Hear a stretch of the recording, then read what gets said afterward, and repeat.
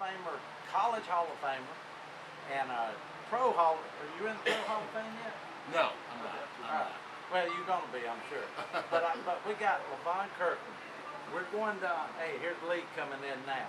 But before we get started, I'm gonna tell you a little bit why it's 100 degrees outside.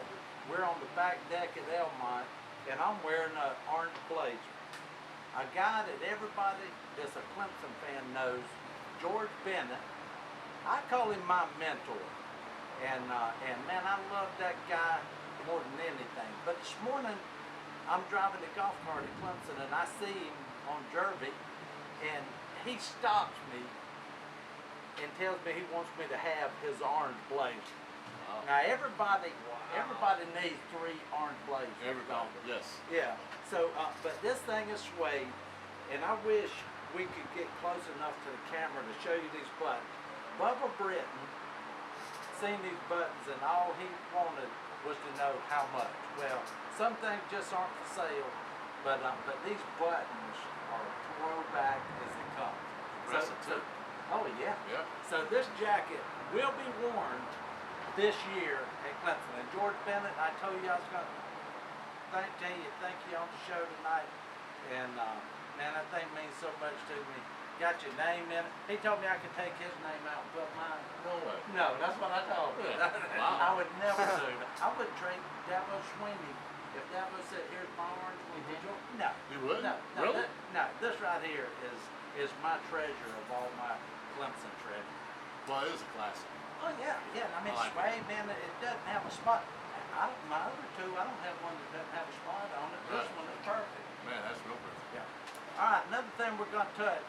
I seen this man went to make a kid's day. Now that proved that we're on the same page when it's all about the kids. And he wanted to show up and see Carter. And you took him a jersey, a Steelers jersey. Yeah, they're big Pittsburgh fans. Yeah, tell them what's going on. Well, you know, I did a event in Anderson where I was the speaker, and I had a gentleman come up to me. He said, "Hey, will you visit this kid? His family's a big Pittsburgh. They're big Pittsburgh Steelers fans." And I was like, "Hey, yeah, sure. I wouldn't mind doing it." And it's kind of funny. It's amazing how sometimes young people can pick you up. So I went there. I wasn't feeling that great, but man, seeing him and fighting the fight that he fought, it was amazing. His family was amazing. We had a great time. We talked about Marvel. We talked about Pittsburgh Pirates. We talked about the Pittsburgh Steelers.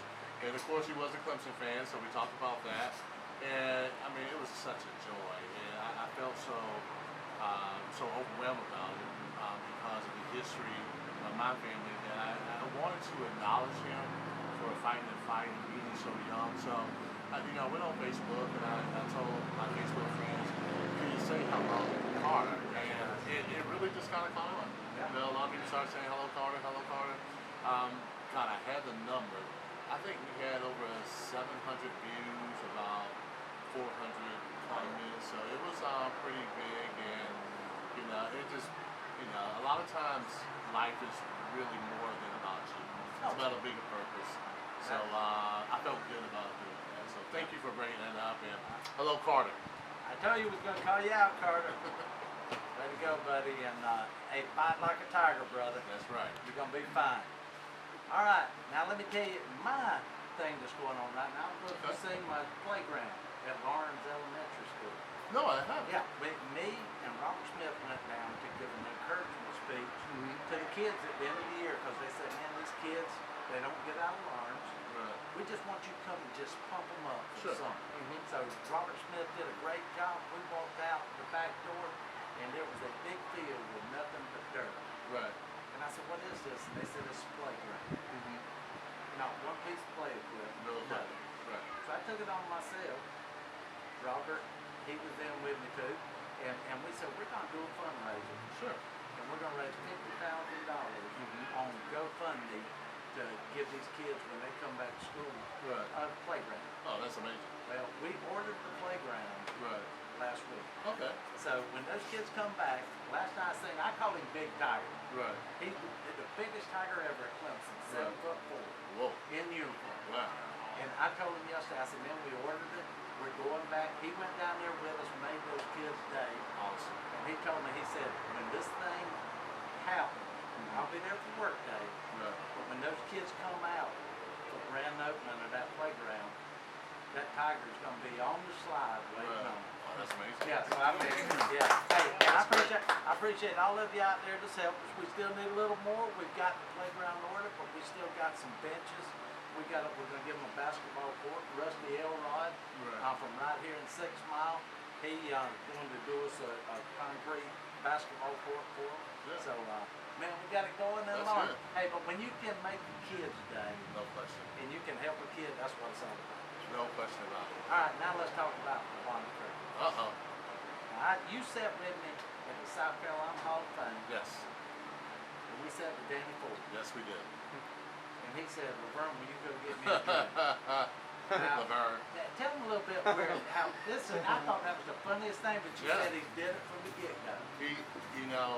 It was my redshirt freshman year, and we had a practice, and we had this drill called 3-on-3. And it's usually a pretty difficult drill for the defense, but my time going out there, I was going against a guy, a tight end, and the first play, I hit the tight end, shed him out the way, made the tackle. Second time, hit him, made the tackle. Third time, shed him, made the tackle. Now that's probably never happened in the history of 3-on-3 that one guy shed a guy 3 times and made the tackle. It's pretty difficult. So we go back into the facility, and a lot of times Danny Ford would evaluate the team in front of everybody.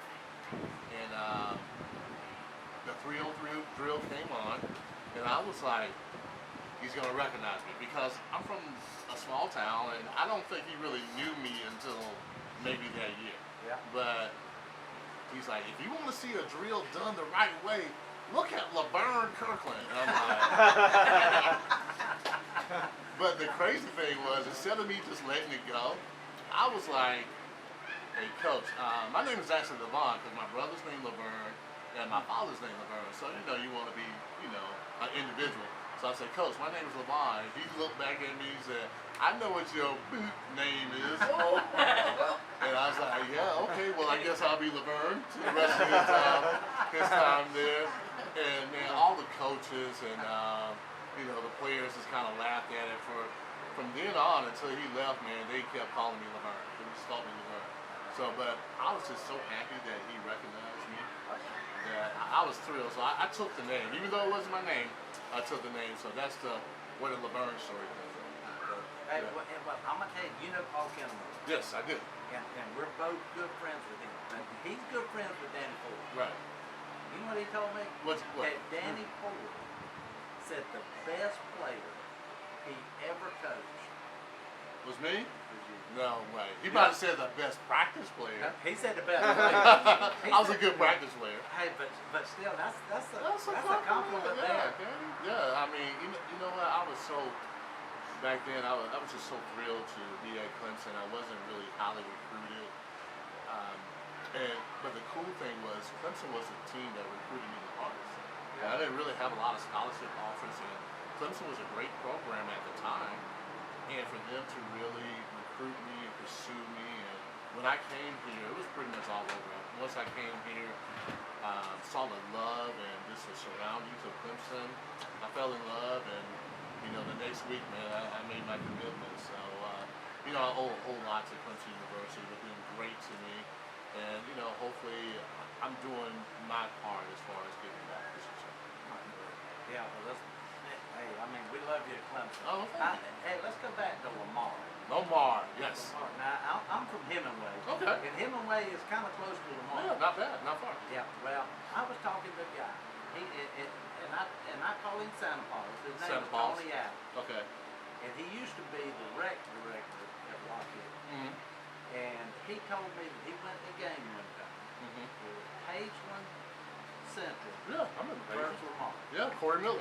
That's exactly what he said. Corey Miller, He told me, he said, it was the battle of the Titans. Yeah, man. He said it was those two schools, and he said, I know you say it's a team sport. Right. He said, but that night, it was Corey Miller I mean, yeah. And Levon Kirkland, they kicked, they played linebacker, Oh, yeah. they played quarterback. He Yeah. said it was a showdown. Oh man, it was.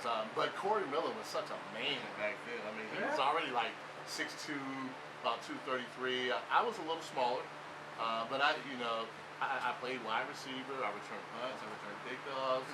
I played on defense. We only had maybe 30 guys and maybe a core of 15 guys. So back in that day, you just had to do everything. So it was a lot of fun. And Corey was a man. We had a good game. It really was. Well, he told me, he said, man, I'll never forget that guy. And now, was Lamar 1A then? We were 2A. 2A? Yeah, Okay. we were 2A. But we had a good little football program. Our coach Terry Thyers did a great job with us. I think we might have had 4 coaches at the time, and sometimes he would have to play quarterback. It was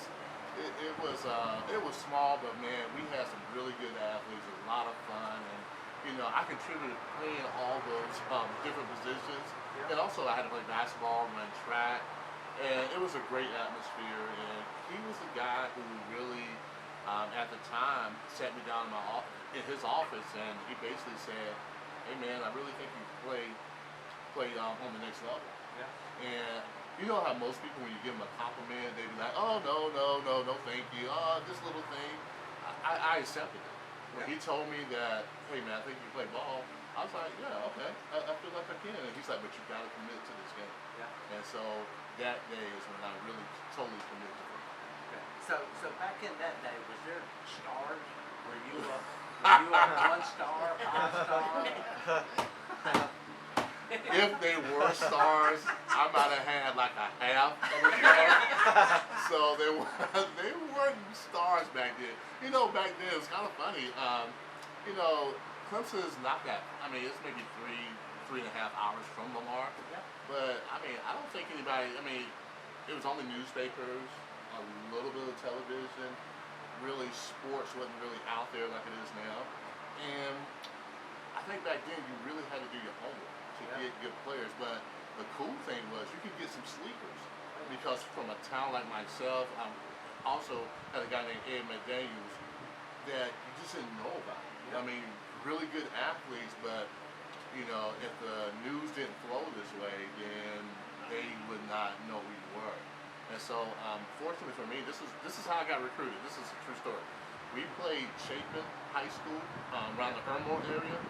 And they had they had a following. They had they got some money too. And so they had 4 buses come on our little football field, and they were recruiting a couple players from Chapin, South Carolina. And my coach came up to me. It's my junior year. He said, "Hey man, there's some recruiters out there." And that's all he said. And I'm like, that's all you need to say, man. And I just went out there and I had a great game. And the next week, I got a letter from the University of South Carolina. And then the week after that, I got a letter from Clemson. And then to go on, I went to a football camp at South Carolina, did very well. Coach Morrison actually called me in the office. And we talked for a little bit, but I'll be honest with you, I really respect Joe Morrison, but I don't think he couldn't really see me beyond what he was looking at. But Miles Aldridge was a linebacker coach and the guy who recruited me. And Miles pretty much called me almost every day. And he treated me like a 5-star. He really did. He didn't really promise anything. He was just like, "Hey man, I really think you can play. I'm gonna fight for you to try to get a scholarship." And man, he did, and they gave me a scholarship. They didn't really worry about my size. Believe it or not, I wasn't very big at all.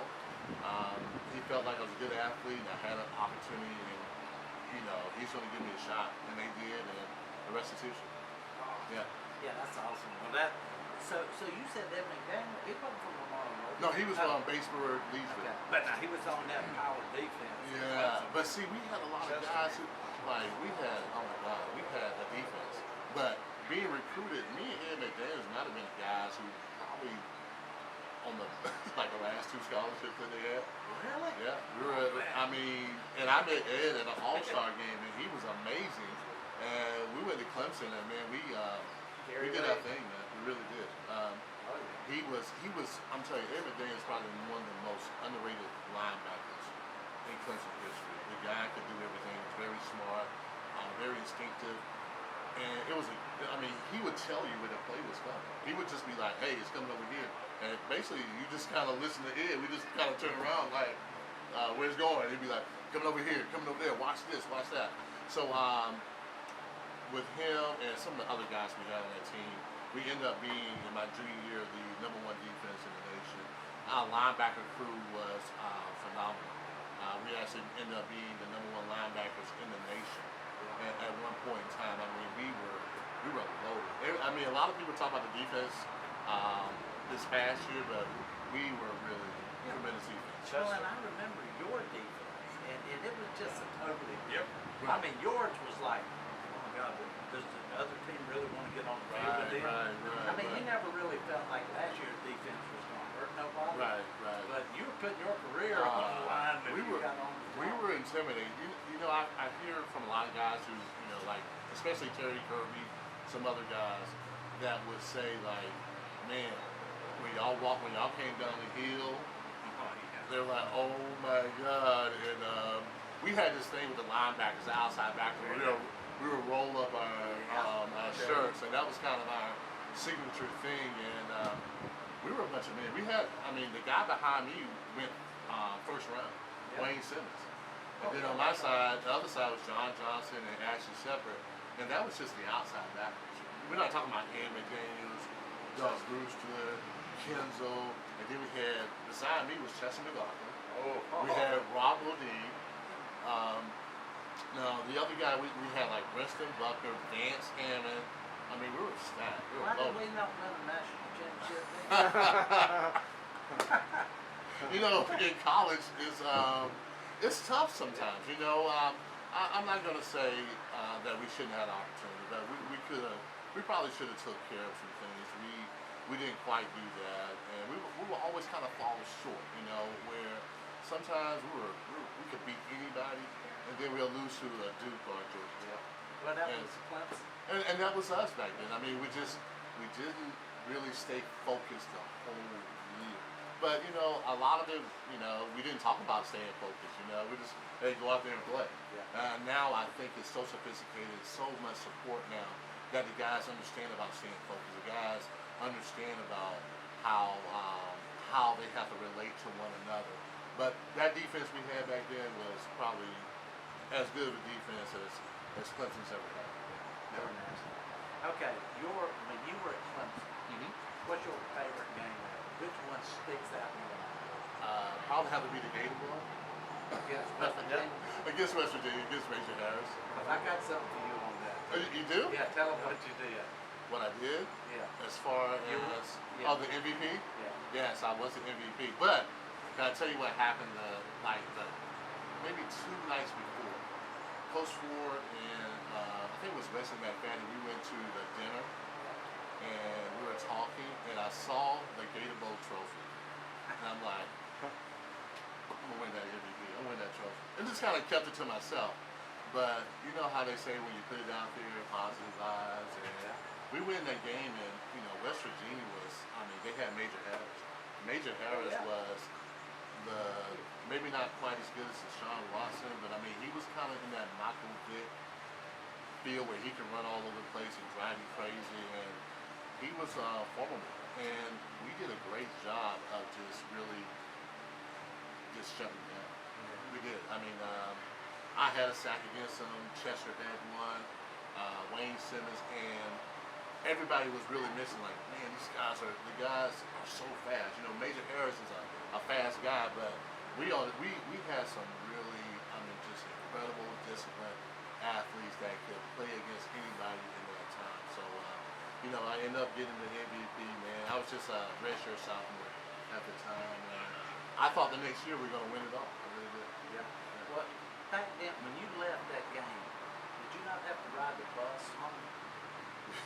Oh, talking about all the way back? No, we really. At that time, they would let you can drive to the game. Like the players could drive. So, you just pick a partner and like, hey man, it's a road trip, and that's what we did. So you know what? A reporter was there that day. Right. And they were coming back down 95. And they looked in the back window of a car. Probably the trophy. And there was MVP truck. Yeah, yeah. And they were like, what the heck